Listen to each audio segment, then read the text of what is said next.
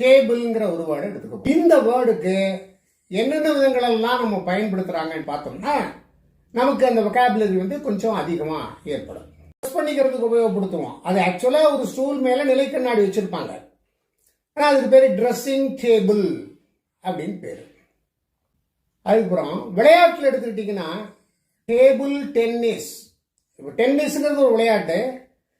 அதை இண்டோர் கேமா இருக்கிறதுனா அதுக்கு பேரு டேபிள் டென்னிஸ். இப்போ டேபிள் மேனர்ஸ் ஒரு வார்த்தை இருக்கு.